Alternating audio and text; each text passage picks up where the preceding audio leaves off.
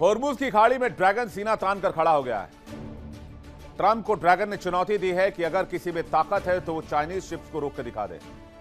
और यही नहीं, अमेरिका के सामने, अमेरिका के नेवल ब्लॉकेड के सामने चीन अपने शिप को निकाल कर भी ले गया और अमेरिकी नेवी देखती रह गई। यानी ड्रैगन ने ललकार दे दिया है सीधे सीधे अमेरिका को कि अगर होर्मुज में दाएं से बाएं करने की कोशिश की, अगर ईरान चीन के संबंधों में आने की कोशिश की, अगर चीन के एनर्जी सिक्योरिटी से छेड़छाड़ करने की कोशिश की, तो फिर ऐसा करारा जवाब मिलेगा जिसे अमेरिका, डोनाल्ड ट्रंप हमेशा याद रखेंगे।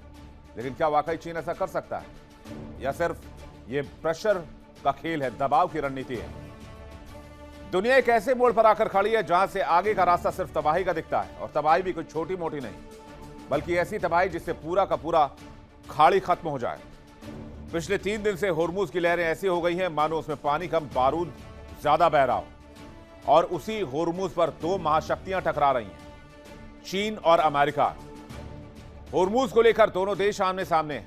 कुछ तस्वीरें देखिए तब आपको समझ में आएगा कि कैसे होर्मुज आज के समय में इस जंग का 2 महाशक्तियों के टकराव का एपिसेंटर बना हुआ है। यह तस्वीर जो इस वक्त आप देख रहे हैं, यह तस्वीर है ओमान में अमेरिकी घेरेबंदी की। हालांकि यह तस्वीर एरियल रूट से ली गई है, जहां पर आपको कुछ अमेरिकी शिप्स नजर आएंगे और अमेरिका के शिप्स दिखेंगे जो गल्फ ऑफ ओमान में दिख रहे हैं, यानी कि होर्मुज से निकलने के बाद का इलाका।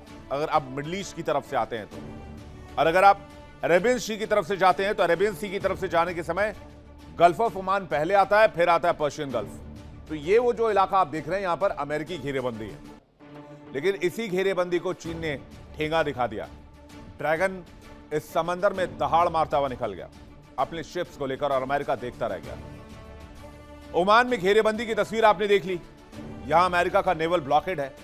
ईरान की ओर से आने जाने वाले जहाजों को अमेरिका वापस भेज रहा है।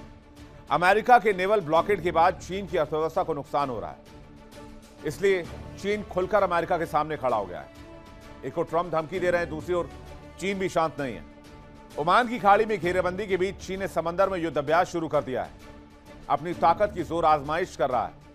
चीन ये दिखाने की कोशिश कर रहा है कि एशिया में आकर हमारे इलाके में ताकत दिखाने की कोशिश की तो फिर ड्रैगन अपने दुश्मनों को मिट्टी में मिलाना भी जानता है।